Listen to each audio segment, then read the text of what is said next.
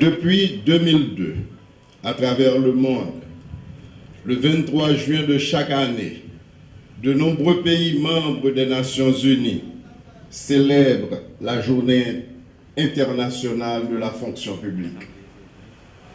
L'objectif de cette commémoration est d'honorer les fonctionnaires, femmes et hommes, qui se sont mis au service du bien commun, donc de la population, et qui ont su faire montre d'un sens profond d'abnégation, de responsabilité et de loyauté envers l'État. C'est en effet grâce au courage, au dévouement, au sens de service, au professionnalisme des hommes et des femmes de la fonction publique que l'État a pu fournir aux citoyens les services auxquels ils ont droit. Aucun pays ne peut se passer d'eux. Il les valorise. C'est pourquoi tous les pays au monde recherchent en permanence et constamment à développer et à améliorer la capacité et la qualité de leurs ressources humaines qui constituent la force de la fonction publique sur laquelle repose l'efficacité et l'efficience de l'administration publique. Notre pays, depuis la Constitution de 1987 notamment, se lance dans cette dynamique de la refondation de l'État qui s'appuie sur la modernisation de l'administration et le renforcement de la fonction publique.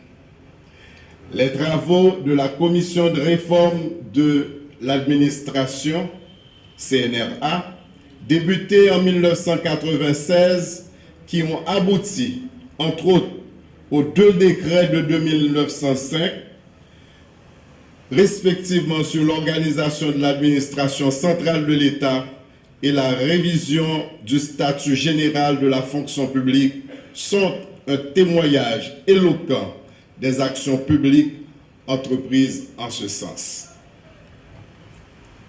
Certaines circonstances n'ont pas permis pourtant l'accélération du grand chantier de la réforme de l'État. Toutefois, il demeure une priorité du gouvernement Moïse Lafontaine de le poursuivre, de prendre des décisions qui indiquent clairement la voie qui est tracée et d'aborder des mesures concrètes qui puissent opérer les changements souhaités comme indiqué dans la feuille de route remise aux responsables de l'OMRH. À la primature, nous sommes animés de cette réforme nécessaire et obligatoire, voire impérative, qui est un changement, qui est un engagement du chef de l'État, son Excellence, M. Jovenel Moïse. Il incombe de l'opérationnaliser à travers les actes et les activités de ses collaborateurs. Nous devons donc avoir foi en l'avenir en continuant d'apporter une contribution sans faille à cette politique publique de réforme de l'État. Elle appartient à vous d'en être les principaux acteurs en tant qu'agents publics, mais aussi en tant que d'abord citoyens aspirant au développement de leur pays et de l'amélioration du bien-être collectif. C'est un travail de longue haleine qui requiert de l'intelligence, du tact, de la compétence, du courage, du dévouement, de la probité, de la loyauté. Aussi, faut-il compter sur le temps dans le cadre d'un travail acharné, continu et assidu pour asseoir cette réforme que la population revendique tant et constamment. Mesdames et messieurs, la commémoration d'aujourd'hui, qui est celle de la Journée nationale de la fonction publique haïtienne, est organisée dans quasiment toutes les institutions publiques du pays, en prélude et à la veille de la Journée internationale de la fonction publique, demain vendredi 23 juin courant. Elle offre à chaque institution la possibilité de pouvoir honorer leurs fonctionnaires méritants et de partager un moment de convivialité et de réflexion autour des valeurs de la fonction publique qu'il convient de cultiver.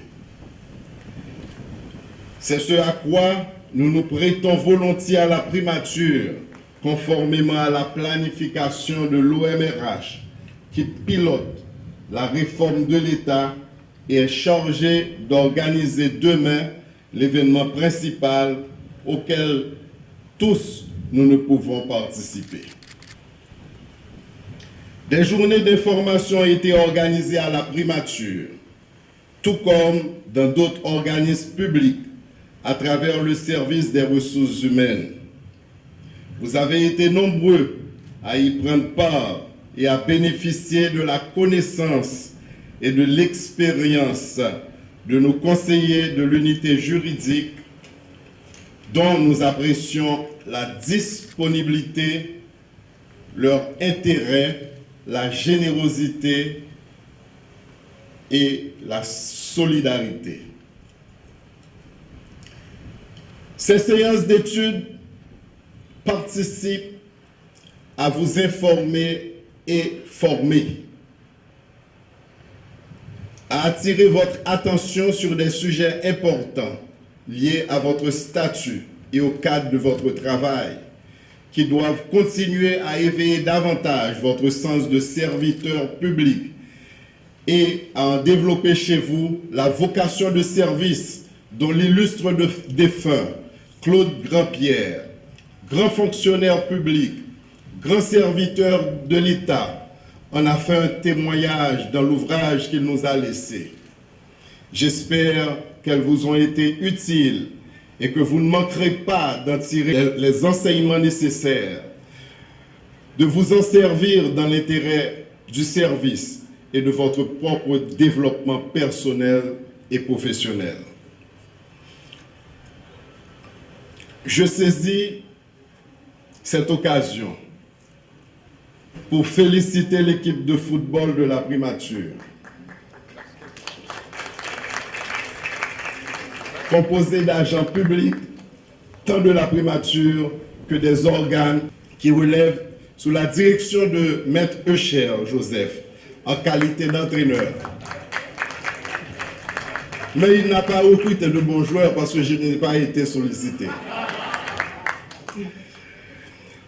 Pour leur participation et leur effort au championnat de la fraternité que l'OMRH a organisé à l'occasion de la Journée mondiale de la fonction publique, dont la finale sera jouée au stade Silvio 14, demain, vendredi.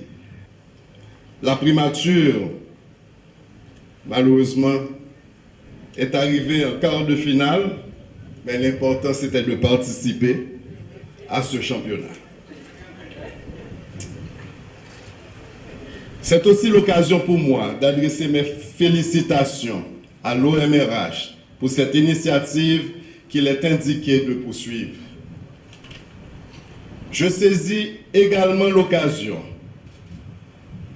pour féliciter les employés qui ont été sélectionnés par le comité d'organisation pour être honorés. Les critères de sélection ont été transparents et objectifs.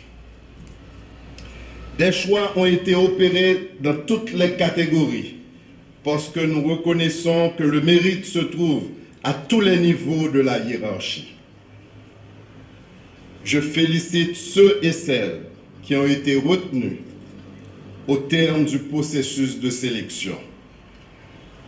Je les propose en exemple à l'ensemble du personnel que j'exhorte à travailler de manière à dépasser chaque jour les heureux d'aujourd'hui. Ainsi, nous aurons une primature belle, utile et efficace, pouvant assumer effectivement son rôle de canon et de modèle pour l'ensemble de l'administration publique. Enfin, hommage au défunt fonctionnaire, M. Claude Grandpierre, dont nous honorons la mémoire à l'occasion de la Journée internationale de la fonction publique. Je termine par 2 citations tirées de la préface de son ouvrage intitulé « La vocation de service ». On accède à la fonction publique pour servir et non pour se servir. Deuxième citation, le fonctionnaire public n'est pas un rentier ou un ayant droit, c'est un serviteur public. Vive la fonction publique et bonne fête à vous.